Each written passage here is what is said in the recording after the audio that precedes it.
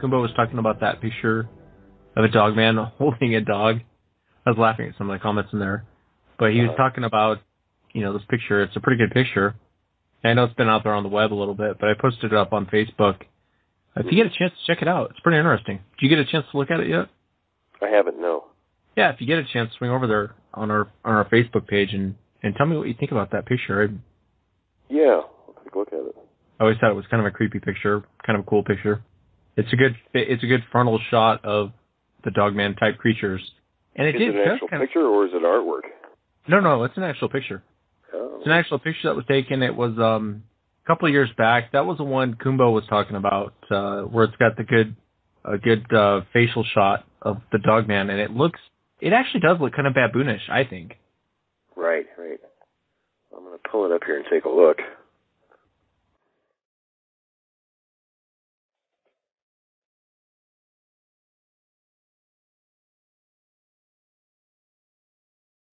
Sometimes I think I need a secretary just to find things in my own folders.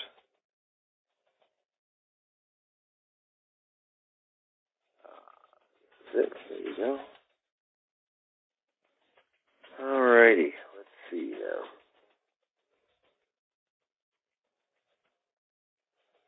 See where you posted it. Oh, there it is.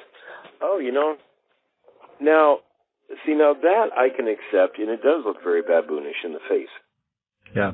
Yeah, not dog at all. I think, with what looks like a snout, which, baboons have kind of a snout, that could very well be a different offshoot of a relic hominid. And, of course, according to our Mr. Black, they are a separate species. So, but then again, it doesn't take a whole lot to separate species. So, right. Well, for tonight's show, we have 3 guests: Bobby, Aaron, and of course Bob Garrett, who was sick last week and is going to be on again. So, I guess we'll start with Bobby. How's it going? Hey, pretty Bobby, good, how are you? Pretty good. How are you this evening? Not too bad. Usually what we do is just, tell us a little bit about what you may or may not have known about the subject of Bigfoot before you had your encounter, and then walk us into your story. Didn't know much about it. They were big, tall, hairy. Pretty much it.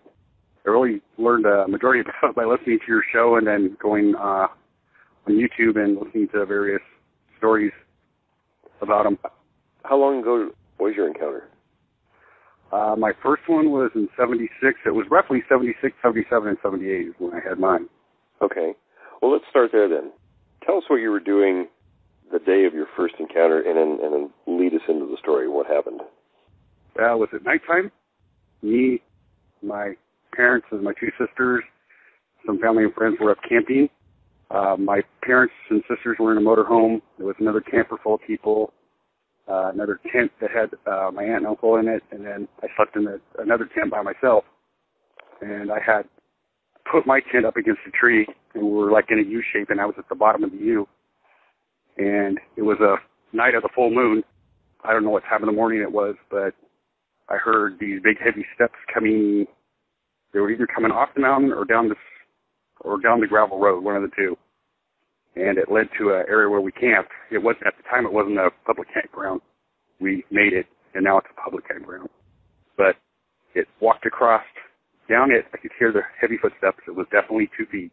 I know what deer sound like. I've been hunting all my life. It was heavy feet. Then when it hit the gravel, you could hear it crunching. And then it walked down to the creek, and you could hear it on the big rocks as it was rocking the river rocks. You could hear them shifting as it walked down. Then it sounded like it picked up a rock and was hitting another rock with it. It was going click, click, click, click, click, click. It did that for about a minute. It was always in like groups of 3. It got up and it started walking, and you could hear the big heavy footsteps again, and it was coming at my tent. And the way I had my tent set, the moonlit was from the back of it.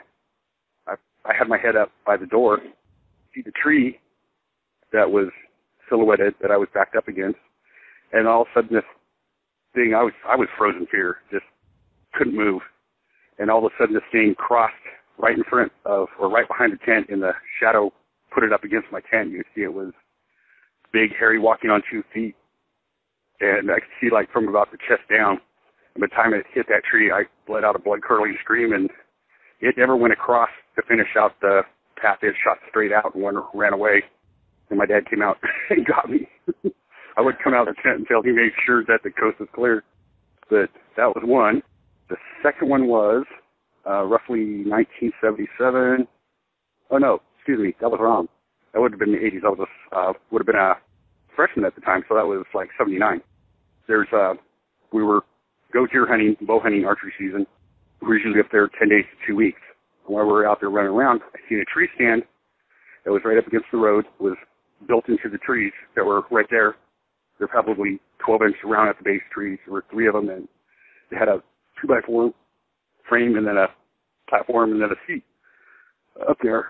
And it was pretty old, but I had no transportation to get to it. So we were going to go up later, and I would have a 3-wheeler for 3 days. So I decided I would sit in it then. So when the time came, we went up there. First day went fine. Everything was cool. Sit up there.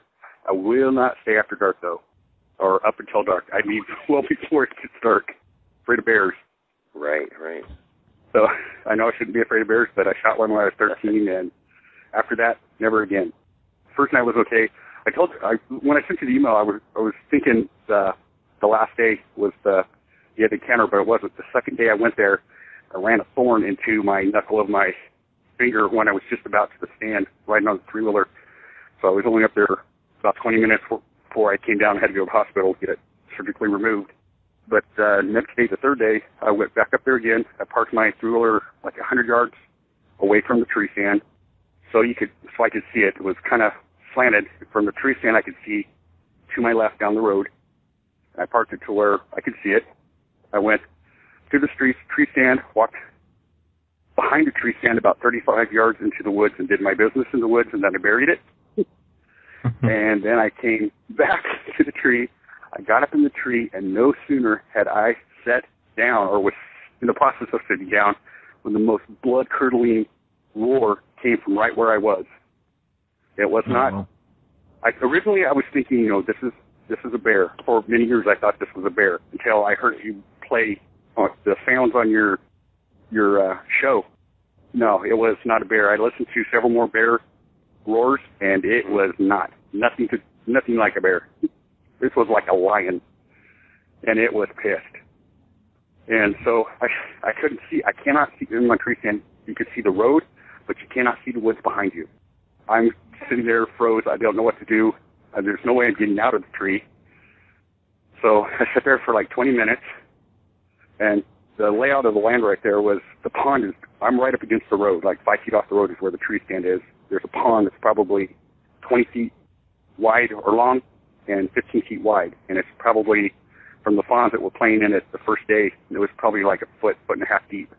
The straight ahead out from that was probably 100 yards wide of clear cut, and it went up a short hill that was clear cut, and then I don't know what was above that. On my right, there was about 20 feet from the tree stand was a row of trees that went for several yards, and then it went out to another clearing. On my left was probably 80 yards away or so, 90. It was woods again, and those woods stopped just before it went up the hill to where it was clear cut. So after that roar, I'm sitting there, I'm looking all around me at what I can see, and everything's dead silent. And I'm trying to keep watching around, seeing for any movement or sound. And then like 20 minutes later, on the left side of me, at the end of the woods, just before we'd go up the hill, that sound again, that big roar, just, ugh. So I froze again, and I'm watching this thing. I don't know how it could have snuck by me on my left-hand side. It would have had to cross the road, and I would have saw something, but I didn't see anything. I mean, I could have caught it out of the corner of my eye even, right. But I saw nothing. So I waited about an hour. I kept watching. Nothing was moving. Nothing was stirring. And I waited about an hour, got down, and ran for the bike and got out of there. Then when I was looking through your guys' stories, you're saying these things hunt in packs. Like if there's one, there's probably they hunt 2 or 6 in a group. So I'd probably be watched from all sides. So yeah, that's probably why you didn't see one move, to your other side. There was another one there. Yeah. So that's wonderful. They probably, a whole group of them sitting there watching me flicking, hey, dinner right there. So not a pleasing thought. What time of day was this when you were in the tree stand? I would have went out there roughly about 3 o'clock in the afternoon. That's about what time it would have happened. The next year, we were road hunting, and we were probably a mile from where that tree stand was. The hill there is like at a 45-degree angle, and it drops down into a lake that's probably 3,000 feet lower elevation and probably 5 miles away. There were 2 of us in the back. I was looking at the downside of the hill. It was probably my sister that was in the back also, and probably my dad driving. On the right-hand side, right before I saw this thing, there's no water other than these little stagnant ponds here and there. It's not like some places where the snowpack melts and it makes little streams and it makes bigger streams. This all soaks into the ground, and water around that area comes up in springs. And it just so happens, right before I saw this next one, there is on the bank that, like my sister was, the road's cut in, and there's like a 6-foot-high wall of clay, and then it goes up into up an old burn. It's meant to me that was like 4 to 5 feet high, and about 3 foot from the edge, there is this. It looks like a water. Somebody turned on a water hose. It kind of goes up in arches. It was like that big around. It goes up about 8 inches, and then it goes right back into the ground. That's the only fresh water that's around there. About 50 yards up from that, like I said, I was sitting in the back. I was looking over the edge, looking down the hill for anything. When you're in the back, the big trees overhang the road, so occasionally you got to put up your arm to block the tree limb so you get swiped. And there was one coming up, and I turned and looked ahead to see when it was coming. And when I was looking back, I seen this head and the left shoulder. It was probably 10 feet high. It was standing up against a tall section of trees. In front of it was a shorter tree that was probably 15 feet high, and it had I didn't see it, but its right hand would have been pulling the tree over so it could look at us coming at it. It was probably 5 foot off the road, standing behind this tree. I could see from what would be the chin up, and I could see its left shoulder. There was a branch that was coming across its chin and shooting up the left side. But I could see the shoulder and I could see the head. It was black, jet black, shiny fur, probably inch and a half long, and its face was just like a girl's, that shiny black skin. Right. And I could remember, it was just for a second. I could remember locking on its eyes just for a second. It had black eyes. I could see 2 nostrils, and I really didn't see the mouth, but I'm sure it was there. And unlike the patty film, I looked at it. It shows that it had fur across the top of its lip and under its nose all the way across. This didn't have that. It was like that. You guys were mentioning some guy redrew the Neanderthals to make it look more ape-like. Right, the type 2s. That's what it looked like, except it didn't have the red eyes. It had black eyes, and I'm sure the nose wasn't like that. I remember seeing nostril holes, but I don't remember exactly what the nose looked like. But it was just, the face was pure skin, black skin, just like looking at a gorilla. And like I said, it was just for a split second, and I looked back down the hill, and then I looked back, and by the time I did that, it had let go of the tree, and I don't know if it jumped or if something jumped off it. I'm thinking more it had to be it, because there was another tree that was going right next to the tree it was bending over, and there was a gap. The bottoms of the trees were touching, but there was a gap in between them, and I got a glimpse of black of part of the arm, black part of the leg, part of the belly, but the back of it was pure silver. Interesting. We were going up, and originally I thought I didn't, because whoever was driving noticed the trees rocking back and forth from where I had pulled it down and let loose. And they said something. I said it was a bear. I backed all the way up against whoever was next to me and just took a really quick glimpse down where it was. As we passed it, it was probably a section that was 8 foot wide that was open, and it went back about 30 feet before it came into me. I didn't see anything. It already went through. But it looked like it was probably it, not a baby jumping off of it, but it would have been going down to go on all fours is what it would have been doing. Right. In the position I saw it in. So I had a question for you. So what's all these signs that you can be watching for up there? And what do they mean? You a few things. Okay. as many as there, I'm sure, that are up there. There's certain territorial markings in scat, you know, that are I know. That are things well, to watch I count from experience, they don't like you marking their territory. Apparently not. Well, you know, I don't think I'd like somebody taking a dump in my living room either. So I buried it. But it was wild. I watched you do it. Well, I know they're real. I saw it. Do you do any sort of? Do you go out in the areas now and do you look for them? Do you spend time? No, I've just been recently digging information up on it. I was doing it, and that's how I found your show. And you, by far, have more information and more sane information than some people. I won't mention shows, but called Guy Ho Ho or something. So, yeah, we appreciate that. Well, yeah, I'm in the process. I'll send you some things to watch for, and by all means, you know, stay in touch. I don't mind answering questions. Thank you for coming on. Thank you for sharing everything with us. Yeah, we sure appreciate it. And thanks for listening, too. Okay. So, all right. Well, anyway, thank you so much for having me on. Oh, thank you. Have a good day.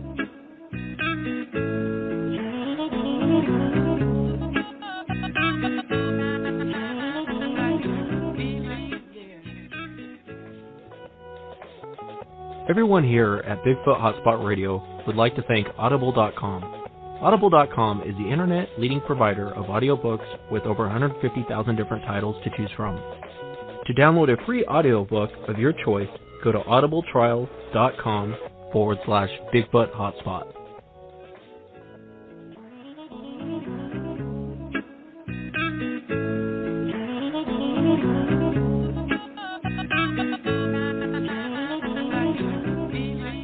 Okay, the next person is Aaron. Hey, how's it going? Good. How are you this evening? Pretty good. Hey, Aaron. Hey, how's it going? It's going good.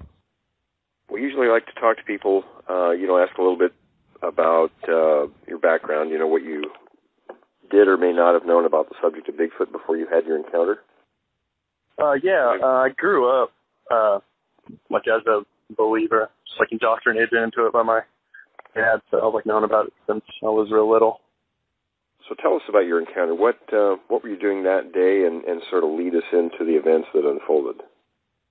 Well, I was on leave through the military, so I was home on vacation. So a big group of us went camping up in the Gifford Pinchot National Forest up at Forlorn Lakes, it's just north of Goose Lake. Mm-hmm. I think you guys probably know the area, but right.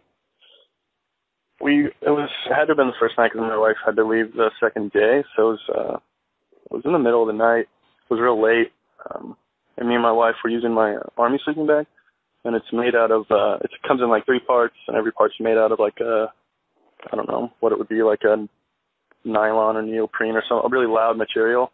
Mm-hmm. And we woke up in the middle of the night, and we're tossing and turning, and then not too far. It's hard to say how far away it was because it was in the middle of the night, like we'd just gotten up. But it felt like it was really close, but we just heard this incredibly loud scream. It was like shockingly loud. It crescendoed into this scream, like this high-pitched scream.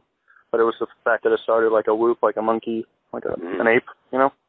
Right. And then those like microseconds that your brain processes things. I remember being awake and then hearing the whoop and being like, monkeys, what? And then being like, oh no, there are no monkeys here. I know exactly what that is. And then the fear just like taking over. And me and my wife were laying face to face, and I could feel that my eyes were, you know, bigger than they've ever been in my life. And she commented on it later, being like, your eyes were like coming out of your head. It was just raw fear. Like it's never been gripped like that. And I didn't see it, and I just heard it. I laid there for a while listening for like footfalls and stuff, but I didn't hear anything else. So. And that was the middle of the night, you said? Yeah. Yeah, that was in the middle of the night. I'm convinced that Gifford Pinchot the whole national forest there is just infested with Sasquatch. Oh yeah, no, it's one of the main places that there's always activity. Yeah, I mean that's part of the forest of where Woody and I had our encounter. We've had other things that have happened. I've seen so much in that, and I realize it's a large area, but don't know, I've seen a lot of things in that Gifford National Forest that makes me think that there's a lot going on in there. Yeah, and there has been for a long time. Definitely. And the next day, I think it was, I believe, was it the next day? Yeah. Excuse me, I got my brother here to help me with some of the details. I'm not very good with memory, but the next day there was this deer that came to the campground, but it wouldn't come in. It was set on the edge of where we were camping, and it wouldn't leave. And you could tell it was pretty distressed. It was almost like it was literally caught between a rock and a hard place, and it was just staying on the edge of our camp all day, all night. We didn't feed it or anything, so it wasn't there for food. And I forgot to mention that my dad had spoken to a ranger when we first got there, and the campground wasn't even, you didn't have to pay yet. It was just open for the season. We were the first ones there after the melt. So we were the first ones up in that area for the year. But the deer stayed around our camp all day and all night. And then, unusual. Yeah, so we were all like, what's going on with this deer? I believe it was that night, late into the night, we were all sitting around a picnic table, playing cards and BSing and whatnot. And something ran through our camp just outside of the lantern light. And in my mind, I just immediately said it was the deer just bounding through, because you could just hear, I guess bipedal just steps, thump, thump, thump, instead of 4 feet. It was, one at a time. So in my mind, I just rationalized someone bounding. But I don't know. I mean, looking on it later, when I look back, I don't know what it was. I mean, it could have been 2 feet, or it could have been something bounding through. Mm-hmm. Deer, I've heard that before, Will, with the deer, it's almost like the deer know that Aaron's saying, hey, it's caught between a rock and a hard place. And it's funny because right. I've heard that before, to where when deer are being chased or they're in a bad spot with these creatures, they'll tend to come closer to humans, as almost it's almost better to, what's worse, the lesser of two evils. Yeah. The lesser of two evils. Yeah, exactly. Well, it's one of my favorite accounts was the Hugh Brown account out in the Columbia River Gorge back in '88 that I've mentioned a couple times on the show, where him and his friend heard the Sasquatch coming up the ridge. They heard it screaming a number of times. They caught a glimpse of it once, and then lost sight of it. It screamed, and then a deer pops out from the direction the screaming is coming from. And Hugh's friend ran for the car. Hugh stood there kind of in shock. This deer ran right up to him and was just scared to death. He said, I could have reached out and touched it. It was so close.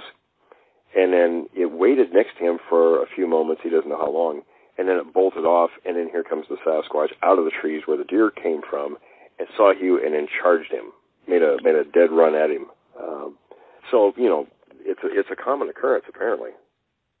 What were you thinking at the time? Were you thinking, hey, just someone ran through our camp, or what was going through your mind?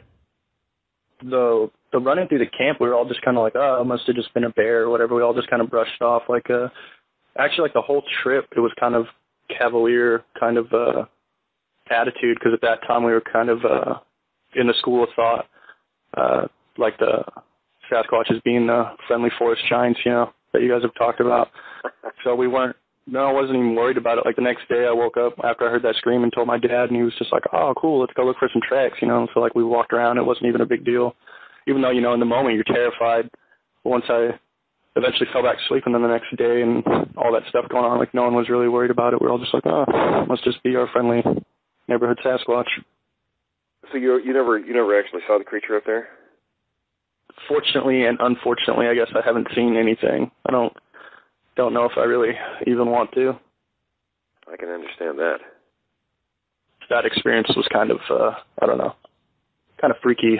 I don't know, I'm kind of glad I didn't see anything. I felt intensely vulnerable. You guys had talked about you instantly feel like bottom of the food chain kind of stuff, because I remember laying there, my wife was laying there, she was close to the edge of the tent, and I just remember being so afraid, thinking, well, if this thing wants to come in here or come through that wall and take, at the time, I think we were just married, I knew there would have been nothing that I could have done, Yeah. So, even though the whole time I thought about them being your friend, in that moment it was oh, I'm going to die kind of thing. It was just really weird. Yeah, it definitely changes your perspective. Even when you hear different noises and stuff, like what you heard, it's it's unnerving to say the least. I'm always more vigilant now than ever before when I go in the woods. So we still go back all the time, but it's always like head on a swivel kind of stuff. Yeah, I know that feeling. Well, we sure appreciate you sharing those information with us. Yeah, I appreciate you guys having me on. I was really surprised. Yeah, absolutely. You guys' show is pretty awesome. I wait for it every week. You guys are like one of the few out there bringing like legitimacy to the topic. So it's, got a pretty big fan over here. Oh, that's nice of you. Appreciate that. Yeah, thank you so much. Well, we thank you for coming on. Thank you for sharing those encounters with us and the experiences. Yeah, thanks for having me. You bet. Keep in touch if you see anything else or hear anything, and we'll help you work through those situations if you do. Oh, I definitely will. I got you guys' email, so I appreciate it. All right, Aaron. Thanks a lot. Have a great night. You too. Sometimes it's very interesting, even without somebody actually seeing one. You put yourself in that position, laying in the tent in the middle of the night, and then have something roar like that and just scare the living hell out of you. And it's not a bear or some other known animal. I'm telling you, man, that Gifford National Forest, there's a lot of stuff that goes on in there. A lot. I have so many reports from that area, from that region. It's incredible. But really, the whole Cascade chain. Yeah, that's true.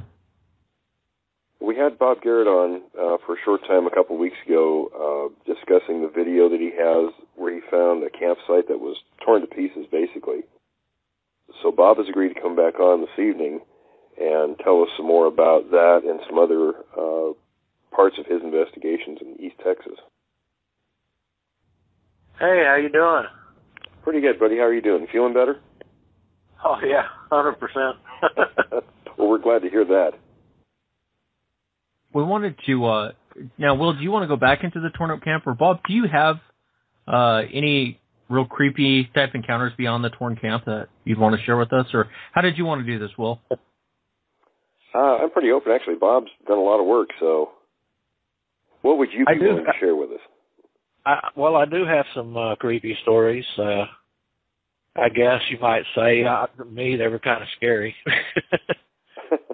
But at the torn-up camp, we were charged twice in recent months. That's the same camp about the video, right? Yes, it is. We just call it the torn-up camp now because it's the same area. We go in there a lot. We get a lot of good vocals, and there are times when we get screamed at. And we've had rocks thrown at us. We've, as a matter of fact, just a few months ago, I had a rock hit me up right underneath my glasses. Uh-oh. Yeah, and that wasn't fun. The night that I took Tim Sermons, who is a good friend of ours and goes out with us quite often, I took him out to that area. We had walked in a little ways past where the camp was. We heard this slap on the tree. And Tim said, "You hear that?" And I said, "Yeah, I heard it," because we hear that stuff a lot. And I really didn't put two and two together that, this is just behind that big tree. We kept on going, and we got a little closer and a little closer to that big tree where the big X was, put up before during the, I guess whatever happened at the torn up camp. That's where we were going. We were going into that behind those trees. When all of a sudden, small trees started flying up in the air. And now this is pitch dark, and something was just coming at us full force like a damn freight train. And I happen to have this laser. It's on a pair of binoculars. It's a green laser, and I know that they don't like it. They absolutely do not like this laser. It hurts their eyes. And when I use it, I usually use it just to light up the forest with. But it was around my neck, and I hit it. And when I did, the squatch, I hit him right square in the eyes with it. and he closed his eyes, and he stopped his charge. And I'm afraid that if I hadn't have done that, I don't think we would, me, Tim, or my son Travis would be here right now. Good Lord. Well, we went, everybody, backed off. We probably floated. Don't take that the wrong way. We don't even know how we don't even know how we got back about 30 feet, but we did. We got back about 30 feet. I went and I got my little floodlight, little handheld floodlight, and Tim, he was trying to hook up his thermal and was having trouble with it. Travis was also in the other truck, and he was no one had actually put the 45 on, and he was getting the 45 out, and we were just pretty much all in shock, you might say. And I went a little further from the back of the trucks, and I hit the light, this little floodlight, and this creature was standing there. He was huge, and he was at least eight, maybe 8.75 tall, and he was standing there, and he was mad, and he was blowing through his lips, blowing back and forth through his lips, and the guys, they saw it, and we left. We came back the next day to get measurements and to see if we could see exactly how tall this creature was. And, we do this, to basically, debunk ourselves if something is debunkable or whatever, we do it, kind of keeps you clean, if you know what I mean. Oh, absolutely. Yeah, the follow through. A lot of these guys don't have any follow through. They see something and they never go back the next day to get the peripheral supporting. Right. Them. When you fired the laser off at the Sasquatch and you hit it in the eyes, how far away from was the creature? And then can you describe at all the face, or was it just a quick moment where... Yeah, I'll describe it for you if you want. We were so close. It was probably less than 15 yards from us. Probably just a hop and a skip for it, or less. But when we came back the next day, okay, we had 13-inch footprints right directly behind that tree where something had been stooping there. And we had close to 20-inch footprints where it had come out.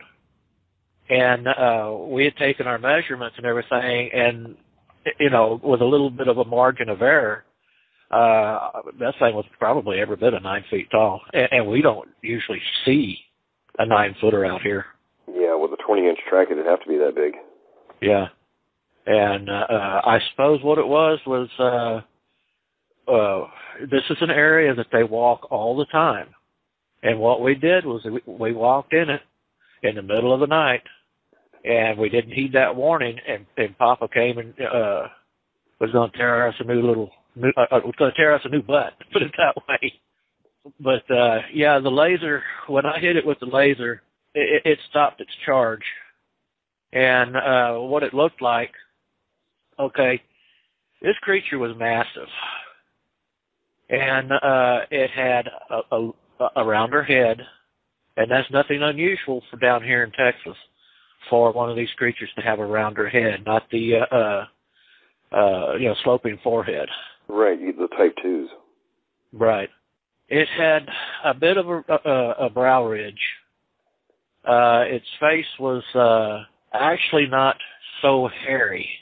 It came up to the up to the cheekbones, if you understand what I'm saying.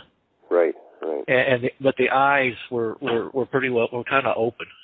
And of course, the mouth was long, and the jaw was extremely thick and wide. Mm-hmm. And the shoulders were just massive. They didn't come right out from the neck and drop down. These things went. Oh man. I would say they were almost the width of Tim's the cab of the pickup truck, and I'm not kidding. This thing was huge. Yeah, I can relate to that. Oh yeah, me too. And it was black. It had the black hair. It had ash-colored skin, from what I could see, and I saw it real well with the floodlight, and that's why I'm able to describe it pretty well. It turned around, it walked on into the trees, and like, you know, the heck with you guys. I know what I can do, and I'm not going to do it, but I know what I can do, and it's over with, and we're leaving. Pretty much like that. Yeah, so it was a mock charge, like, or kind of a mock charge, where it came out to challenge you, and then was sort of done with you. Really and truly, I think, of course, this is fear talking. I mean, I was scared. I think if it hadn't have been for the laser, I think we probably wouldn't be here right now. That could very well be. Because there was a young one involved, and we didn't heed the warning. And that's what we should have done, is heeded the warning. Yep, I agree. What warning did it give you, Bob, before it charged? Well, it was the young one. It gave no warning. The young one slapped the tree. And I think that was more for I think it was more for Papa's benefit than it was ours. Right. He was just let him know that you guys were there. Right. And we just got too close, and he charged. He threw some trees down, threw some up, and never made a sound other than the charge. But I just really don't think that we would be here if it wasn't for that laser light. That laser light, I think, saved our life. That's interesting. With tearing up the young trees, we had that happen in Yakult too. There were dozens of them that were tore up all over the place. Yeah, they tend to like to uproot those trees when they're mad. They do. That's for sure. Bob, are you mainly running into them at night, or do you run into them during the day too as well? Well, to be really honest with you, we do a lot of our work in the evening. We do a lot of the work at night. We do run into them during the day from time to time. We do know, honestly, after 25 years of mapping and knowing their corridor, we can almost predict where they're going to come out at. It's not always predictable, but we also know where there are some groups where they do bed down, and it's all the time thing for them where they bed down. So we can encounter them during the day. A lot of times, most of those encounters are rock throwing, limb throwing, screams at us. Pretty much that's about it like that. They peek at us. They sometimes they run towards us, run at us, or they just try to get out of the way. But like I said, during the day we get hit with rocks. We get hit with limbs. They will actually come and urinate on our equipment. Yeah. As a matter of fact, Travis, I'd say that wasn't the welcome mat. No. That's all playful behavior. If somebody pees on my gear, I'm not going to be feeling real warm and fuzzy about being there. No. Well, we got these trap thermals, and they do the same thing as a game camera. Only they're thermals. They run for like 16 to 18 hours, and we'll put them up, and they're real easy to hide. But once you get them once, which we have done real well with these thermals. But once they get your drift, they understand what's going on. They start avoiding them. They change their pattern, they change their routes. And what happened to Travis and I was we had two of them out, one about a quarter mile from the other one. This is the same area where we got a shoulder in the head behind some palmettos. I mean, not palmettos, I'm sorry. Yupons and scrub oak and things like that. I have that out on YouTube also. But we came and we picked them up, and that old road that runs through there where they did their tree harvesting, their forestry and everything, way back when in the 20s, we left one of the trap cameras sitting there. It was already folded up. Everything was all put back together and everything.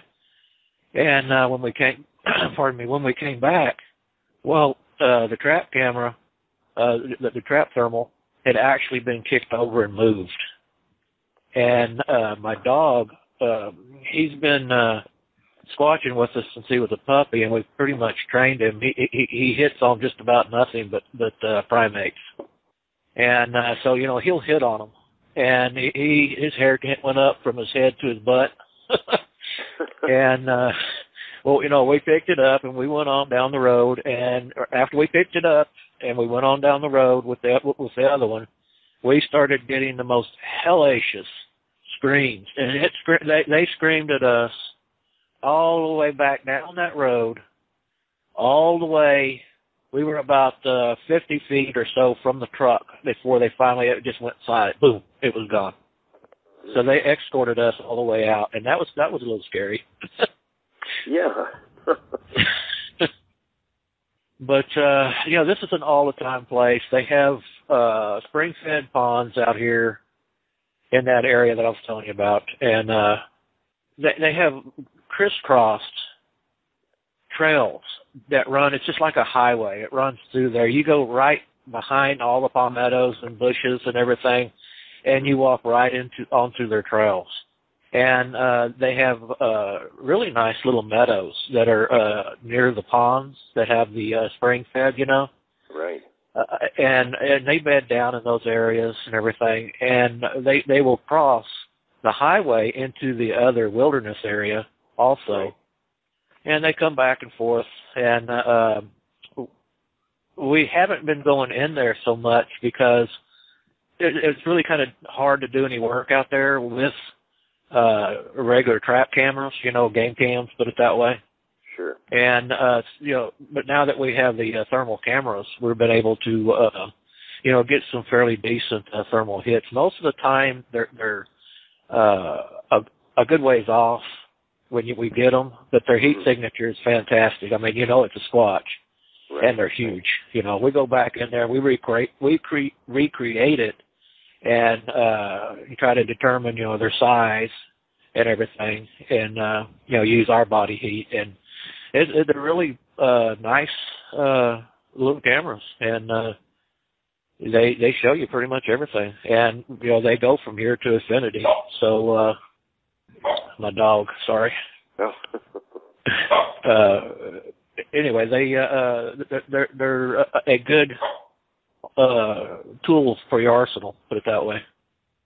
Yeah, it sounds like it. So you mentioned, you know, with the torn up camp that there were others like that. Yes, there are. How many of those have you seen? Well, we have experienced 3 in the same areas. Mm-hmm. We have found a lot of abandoned camps from time to time. You know, speaking about the abandoned camps, it's kind of hard to believe that people would turn around and leave a $200 or $300 cabin tent. You know, yeah, it doesn't make a lot of sense. You know, that they probably just bought for that summer. You know, right? And you know, we find things like that. We have. It's kind of funny. We have had people, what we call the overflow. It's basically overflow camping. It's in a very remote area, and it's right on the river channel. We have actually had people try to throw their tents in the back of their vehicles and actually drag them along while they're trying trying to get out of there because of sounds or you know, something is in there. That's right on their stomping grounds, and they go right through that camp, and they will go right into the Lone Star Trail, which is right across the street. Mm-hmm. And like I said, it's remote. It comes right off the river channel, and that's what they walk, that area all through there, back in there, and those swamps. And we have been out there during one expedition. There was quite a few of us out there when a woman and their dogs and their child was screaming, and everybody, you know, went that direction to see what was happening, what we could do to help and everything. And the woman was screaming, a monster is trying to take my daughter, you know. Oh no. Yeah, and apparently she described a Squatch. And, you know, things like that happen out there. But we do run into them. We run into them out there, and we actually run into them in an area that is near Cold Springs, Texas. Did she ever describe what the creature was doing? As far as trying to take her child, I mean, at that point it's time to start shooting and asking questions later. But did she describe what it was doing? Yeah, it opened the tent and tried to take the kid. Jesus. Yeah. Wow. Yeah, that's true. That's all I can say, too. But that happens out there. I mean, a lot of people have gone missing out there. To this day, a lot of them haven't been found. Some have been.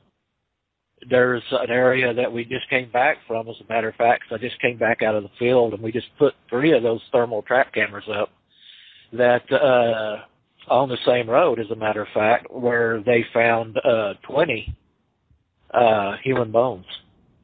Oh, Jesus. Yeah, and that's in the criminal court records also, because we try to look that stuff up.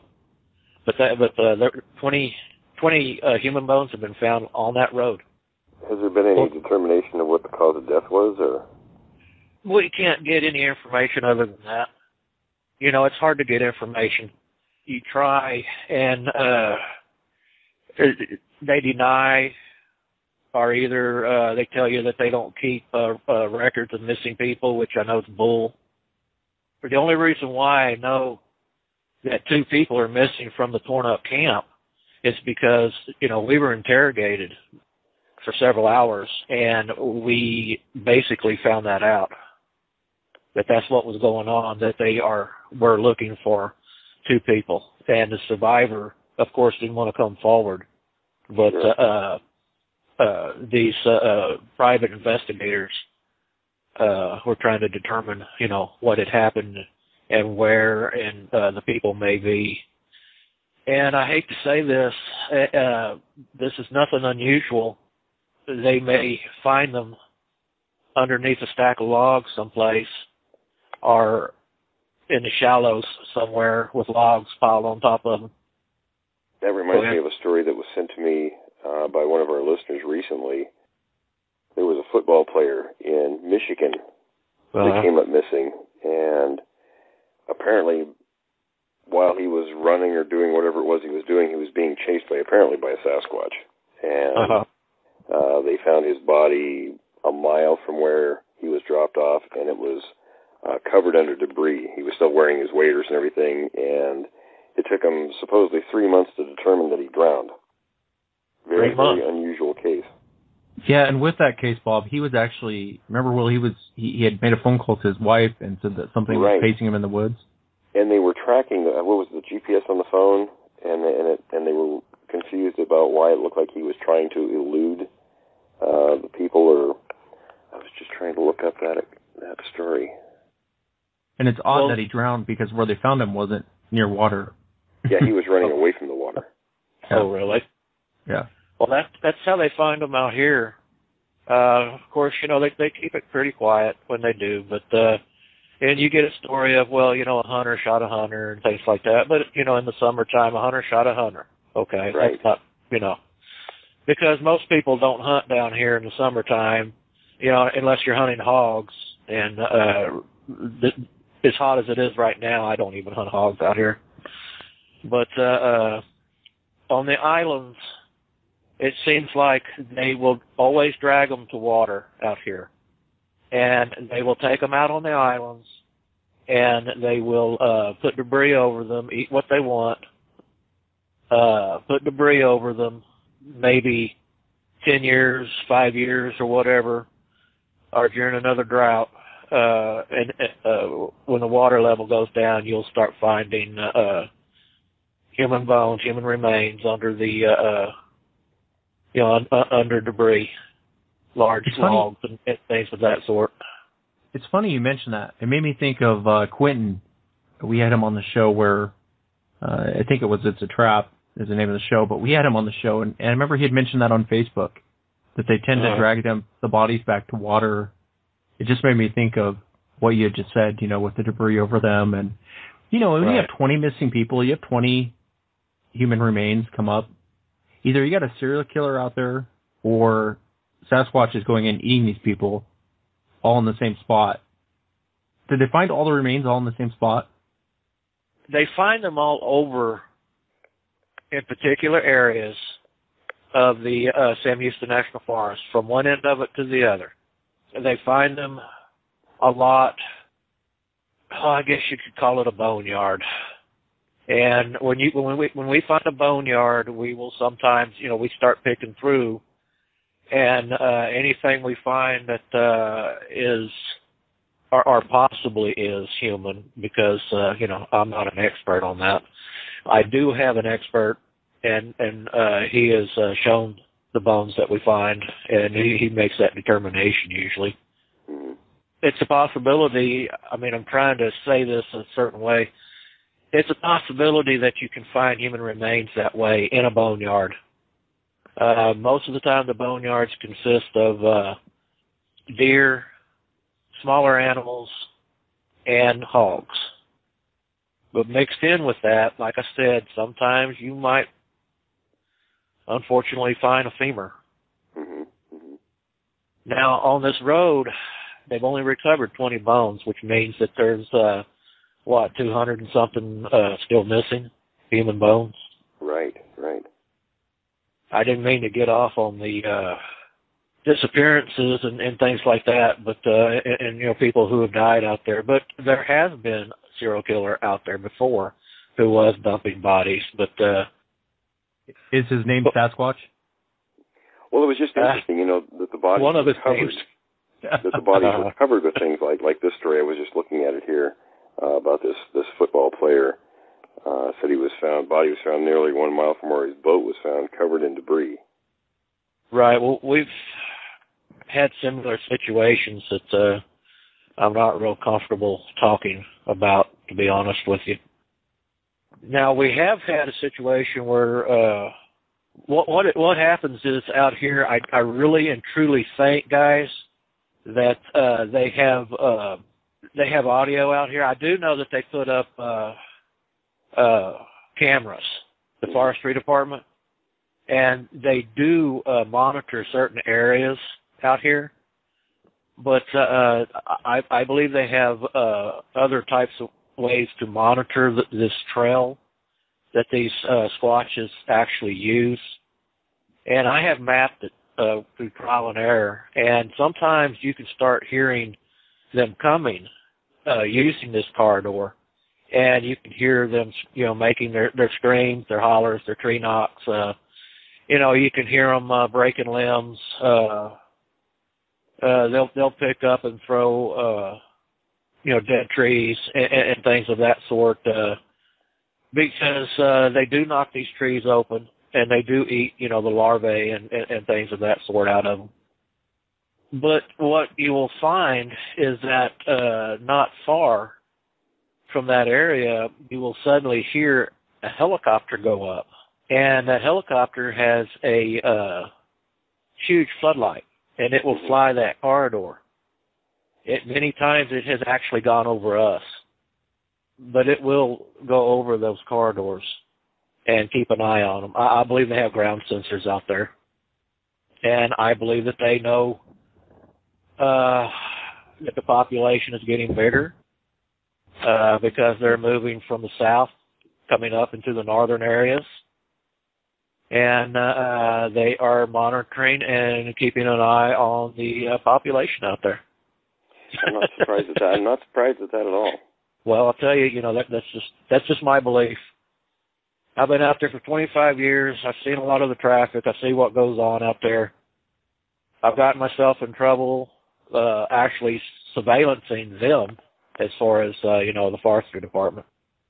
Watching what they do, because I believe that they do cover this up. And I'm sticking my neck out there, saying a lot of this stuff.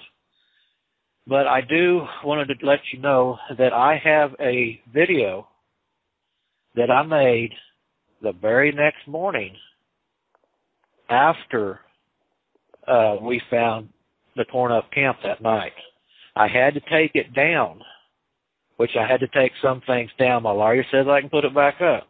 In case your listeners are interested, and if you guys are interested, I'm going to put it back up. And now this is exactly the morning after. exactly the morning after. I think people would be interested in that. Yeah, Bob, what's the video that was up there before? I thought the one the day after the torn-up camp was already up. No, sir, that was the cleanup. Oh, I got you. We're revisiting the torn-up camp. That was the cleanup. That was after the cleanup. Okay. This one is before the cleanup. This is one I had to take down, and I want to say that, you know, hey, I really appreciate everybody, you know, going and looking, you know, at my YouTube and everything, and all the nice comments that, you know, that I've gotten and everything, and I appreciate it. And it's true. Some of them have, you know, commented that I'm not telling the whole story. And that is true. I'm not telling the whole story. And, right. You know, there's a reason for that. And, but I will put that up now, since I do basically have permission to put it back up. But it is the morning after. This is the morning after. I got you. And I'm gonna put it back up tonight. Yeah, send me a link, will you? And I'll post it on our fan page for the listeners to go to check out. I will. What I'll do is I'll send it to you after I get it up. I'll send it to you on Messenger if that's okay. Yeah, that'd be perfect. Okay. I'm kind of curious. Do you guys, when you guys are out there, are you armed to the teeth when you're out there researching areas? When you go out in the field, I mean, you guys have to be armed to the teeth, right? Well, we are armed. And, you know, each of us carry, you know, a pistol. In the, during hunting season, you know, we buy the license and everything in the public hunting, and, you know, we go in, and we do hunt in the area. You know, we hunt hogs and we hunt, you know, deer and everything. But, you know, that way we can carry our heavy rifles with us and things like that. So, you know, we're always armed when we go out there. And, not, you know, it's not all because of Sasquatch. I really don't want to shoot a Sasquatch. I mean, especially if it's protecting its, you know, family or whatever. It'd be kind of like, I don't know. I would feel pretty bad killing or shooting a Sasquatch that's just protecting its young. But I would not hesitate doing that to protect myself. I just wanted to, you know, let everybody know that, yes, we are armed when we go out there. And a lot of it has to do with hogs. And we do run into a big cat now and then also. And I'm talking about a bobcat. We do run into cougars now and then out there. And some of them get pretty big. Some of them aren't that big, but we do get some 120-pounders. Doesn't it kind of sicken you, though? Again, I've heard this, and I guess there's a lot of things that Will and I get sent that we generally don't talk about on the air. You know, there's actually a lot of things, stuff that would make the hair stand up on the back of your neck. But you've kind of seen a lot of this stuff firsthand where, I mean, you're finding human remains. And I'm sure I'll get a flute player email, but forgive me, I realize it's not all Sasquatch. I realize that, you know, sometimes people kill people. But there's a lot of these where people go missing, and there's a lot of these situations like the torn-up camp. And again, you don't know exactly, well, you probably are more privy to the information to what actually happened, but these situations where people disappear and then you find bodies same way you described. I mean, I can't tell you how many times I've heard that. Will's heard that over and over again of exactly the same way these bodies are found. Does it kind of sicken you a little bit that a lot of this is going on and no one's really addressing it? Well, yeah, but it angers me because, I mean, oh, hell, you know, look at it. You know, some of these missing are children. Yeah. And, there have been serial killers out there. They found... There was one out there that was actually living in the forest. Put it that way. They found him dead, though. I don't know much about it, but and you know, some of the gangs bring, you know, people out there, kill them and stuff, and you know, you got things like that. But then when you got, you know, 10 miles up in the middle of nowhere, and you find human remains underneath a pile of debris, you know, logs that have been broken and not sawed, but broken. And, you know, maybe the skull is missing or whatever, you know, something like that. I tend to think that, you know, if I was a serial killer I would probably be too lazy to drag somebody out 10 miles in the middle of nowhere just to, right. That's kind of more the mark of a wild animal, because bears will do that. Bury a kill in a shallow grave, save for later. Well, that's true. And also cats will do that too. Right. But so it's not unusual for wildlife to do that. No, it's not. And everything out there, and I've had a couple of these comments, but I do know that not everything out there is Sasquatch. Right, this is true. I've been conclusions. I was a prospector, and I've been in the wild for over 40-something years, and I've lived in the mountains. Hell, I've lived in a cave, prospecting and everything before I got married. Put it that way. My wife won't go that. Yeah. I tried it though, but no, couldn't do that. I had to build her a cabin. But anyway, I've been out there for a long time. I know that not everything out there that goes bump in the night is Sasquatch. I mean, I've seen, plenty of things. And, we have in the past, I guess up to 15 years ago, we have found some black bear prints, but we've never seen one. They do exist in those areas, but very rarely will you see one. Most of the time they're on the river bottoms and they're closer to Louisiana. But they do come up in there. But I really don't see a black bear doing some of the things that we have seen so far. Likely. Right. And also, guys, like in the torn up camp, I'm trying to show the footprints.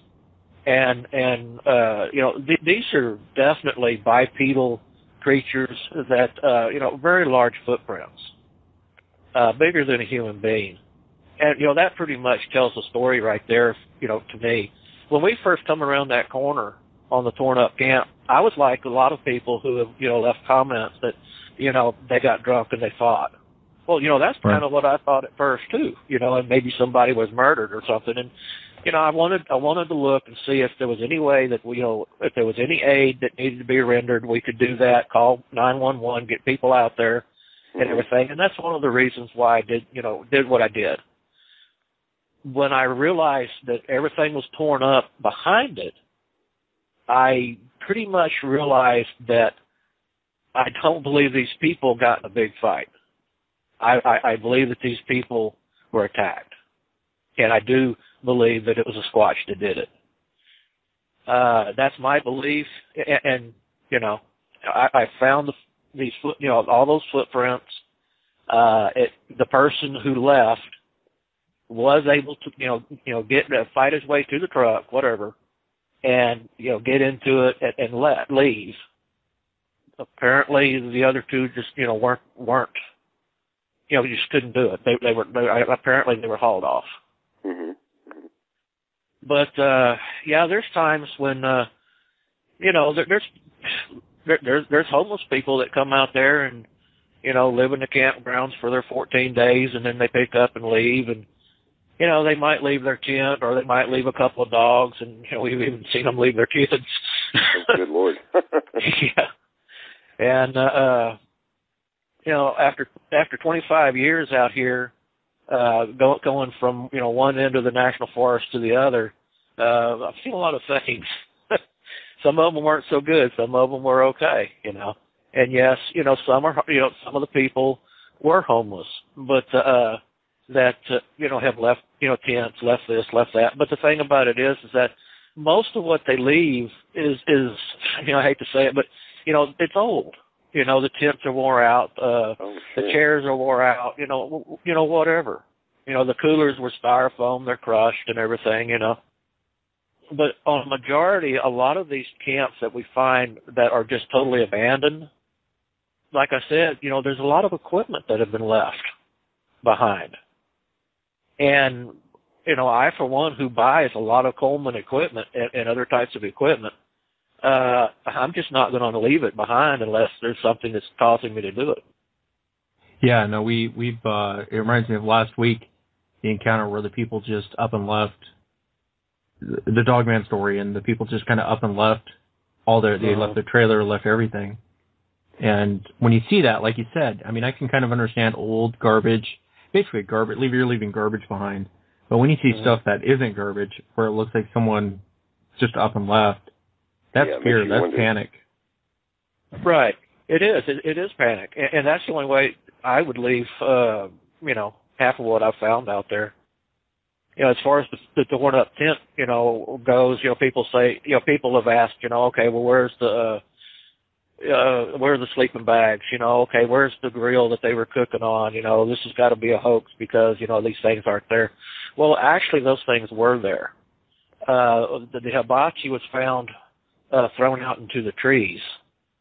As far as the sleeping bags, there was a bag in the corner of the tent, and then there was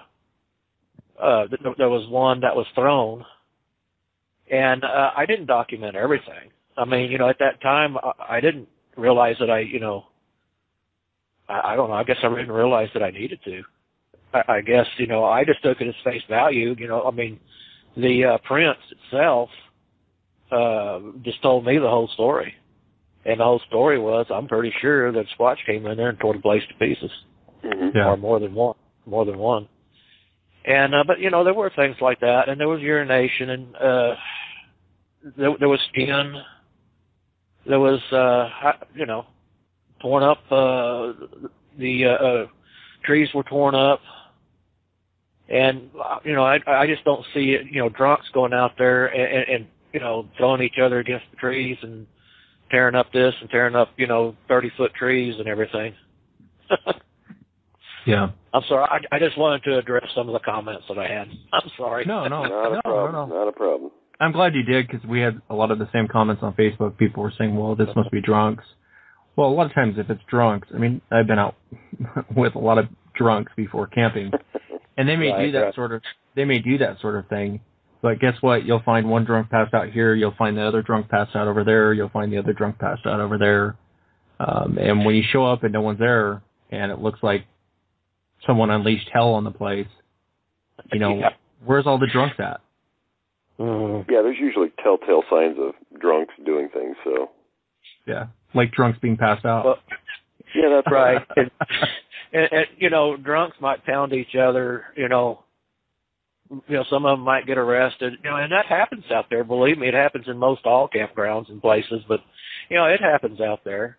And but they're not going to leave. Brand new tents. They're not going to leave brand new stoves. They're not going to leave their children's clothes and, brand new sleeping bags. And I mean, I'm not. I mean, if I was a drunk and I was out there and I had a big fight with somebody and, the next morning I'd get up and if I decided to leave, I would, pack my stuff up. I wouldn't just, take off and leave. And that's what people need to understand. I mean, a drunk's just not going to leave all that junk behind, or all that stuff behind. Yeah, and, that's true. I wouldn't. Stuff's too expensive. No, exactly. Oh, I was just going to say I wanted to address some of those things because, I can understand that, people would be, or how people would say, well, drunks did this. Well, there's no sign that there's a Sasquatch did this. Well, it's bears, There's very few bear in that area. I mean, if you see a bear in 20 years, you're lucky. As far as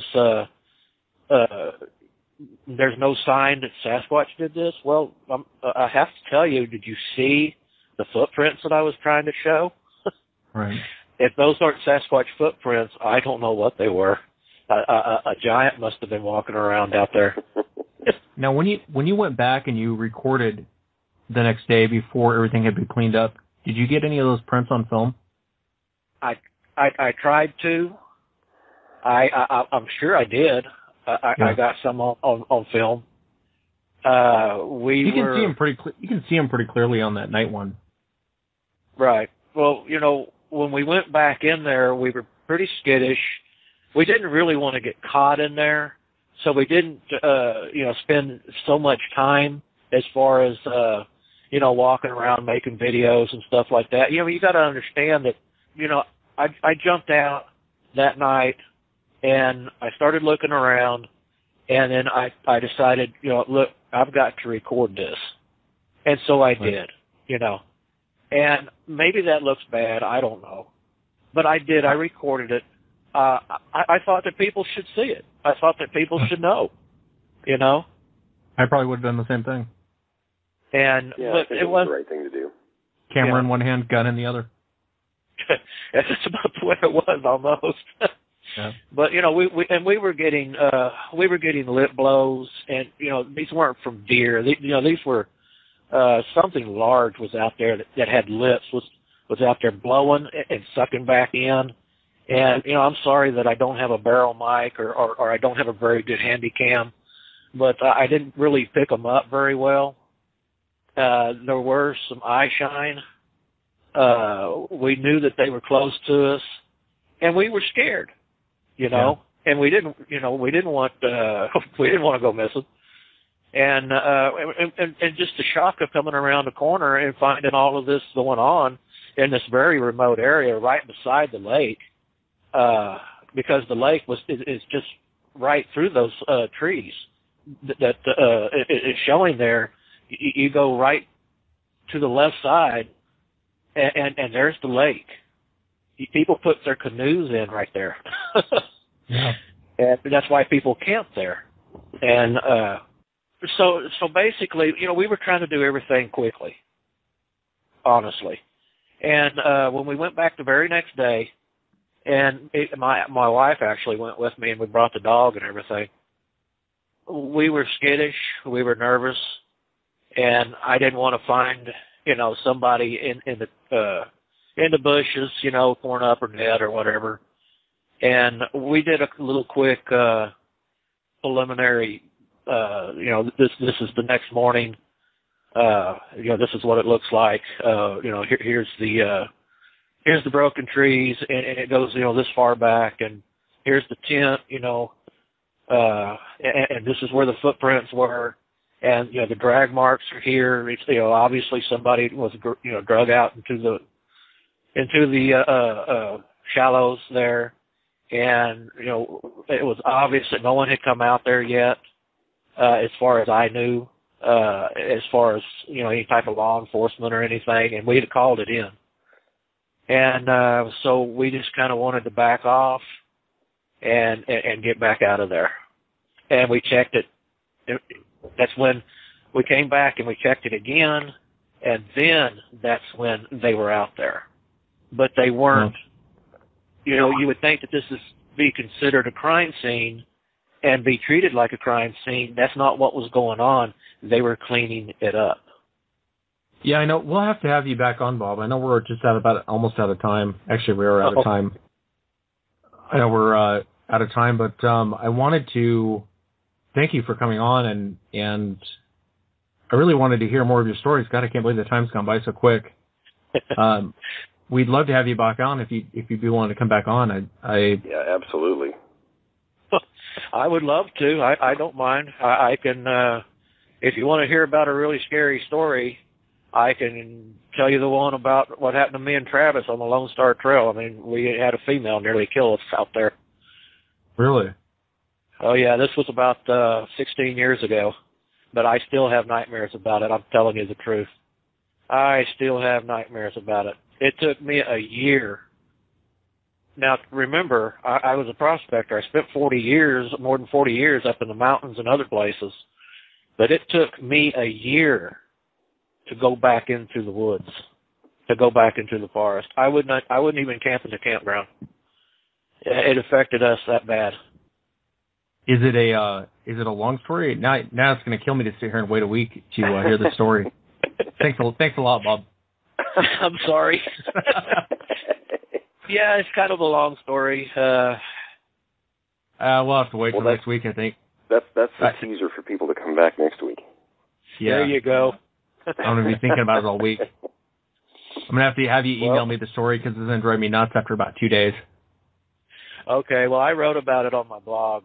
So, Sasquatch Mountain, WordPress, Sasquatch Mountain, that's my blog. Okay. And it's Scary Night on the Lone Star Trail.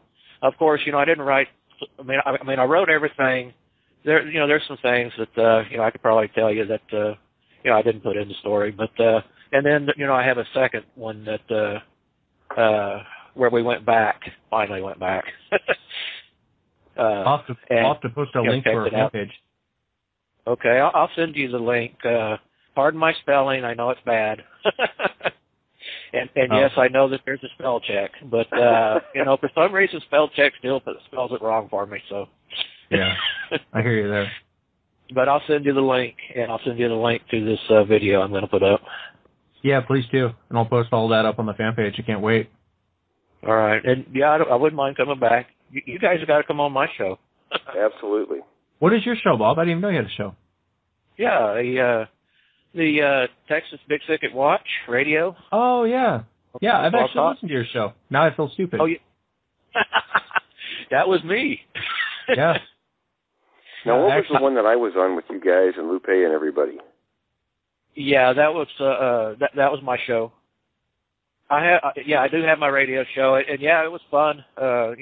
Having you on and everything, and we need to do it again. It's not as good as your show. I was telling Wes and I emailed Lupe too. I said, we got to have all those guys on our show so we can all sit around and laugh and tell stories.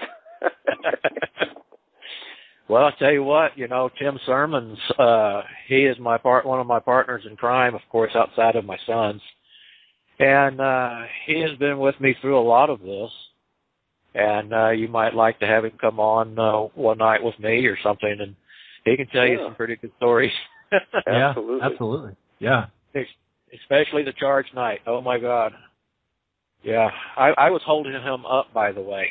Just wanted to say that now, just in case he does come on. Yeah, I bet. And Bob, when is your, the Big Thicket? It's the Big Thicket Watch, right? Is your show you said? Yeah, the Big Thicket Watch. And have you guys recorded new episodes? I've went through and actually listened to a lot of the archives. I'm always looking for Bigfoot shows to listen to, and I've actually listened to a lot of yours. Now I feel really stupid, not even knowing that it was you, but I've actually sat and listened to actually a lot of your shows. And did you guys come back? Because I know you guys were off for a while. Yes. Well, as a matter of fact, we were gone for a while because we were in the field. We spent several months in the field. Every day, even now, we spend almost 3 days a week in the field, usually at night, or either picking up our equipment and bringing it back out. And, things of that sort. We talk about it on the radio show, and we have guests, and it's just a plain old blob talk radio show. It not as, it's kind of rinky dink, I guess, compared to you guys. You guys are the professionals there. Yeah. Well, I wouldn't go that far, but thank you. Well, I do enjoy your show, Bob. I actually do enjoy your show a lot. Actually, I have listened to it a lot, believe it or not. And I haven't listened to the new episodes because I didn't know you guys went off the air, but I'd go back and listen to a lot of the archives and on the show. Yeah, I can send you some links to the show if you'd like. Yeah, please do. Actually, I had you guys on. I think I'm following you guys on Blog Talk. Well, great. Yeah. We've just gained 16 more. Which is real good. When we left the show and went out into the field, we had close to a 25,000 listener base, which was real good. I'm hoping we get that back up. But, that's really good, yeah. Yeah. We take a break and we go out and we do a lot of work. The radio shows are fun and, things like that. But, and the blogs are fun because I like to write. But when it comes down to it, it takes up a little bit of time, and we will take a month to 2 or 3 months off, and we'll do nothing but squash. Yeah. And it pays off for us, We come back and do our field reports and everything on the shows. And well, thank you so much, Bob. Thanks so much for coming on, and send me those links, and I'll post them up on our fan page for people to go to, and I can't wait to, like I said, it's going to drive me nuts for the next week to wait to hear that story.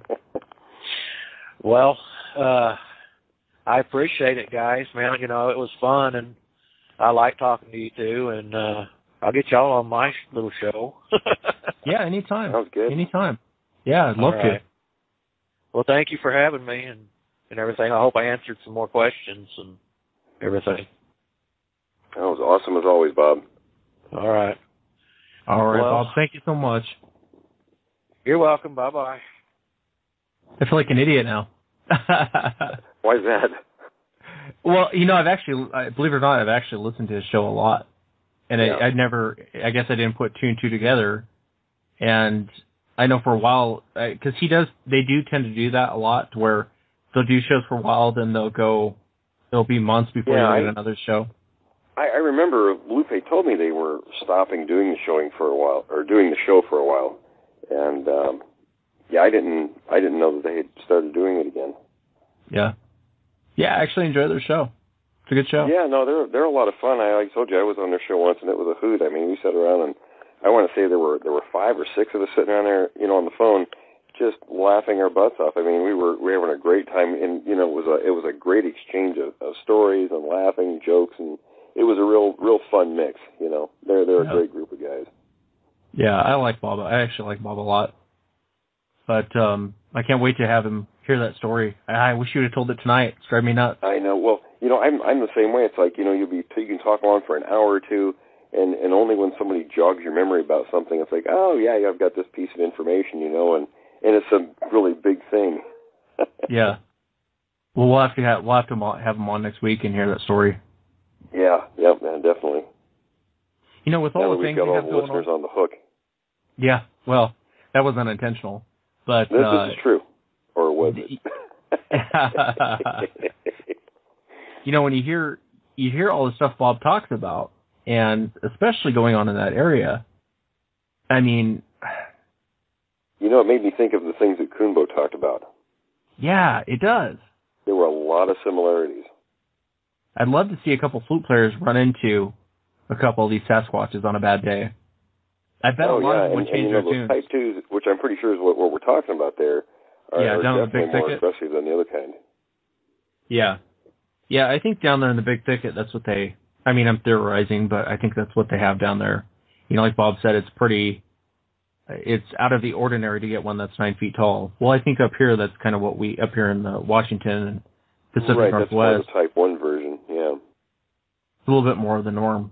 But they tend to be stacked pretty big, just like, they may be a little bit shorter, but they seem to be built the same way as a Type 1. Very stocky.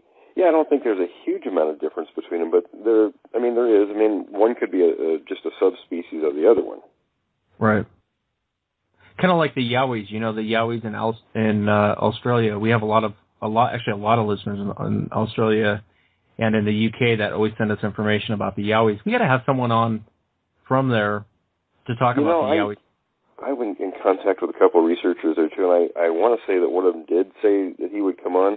I'll have to put some feelers out and see if we can't get some folks from there to come on and talk to us. Yeah, those Yowies seem like they almost seem more hell-bent on than the ones that we have here in the U.S. See, now they've got the two types just like we talk about, the Type 1 and the Type 2s. Right. You know, the big one and then the one that's just a little bit smaller.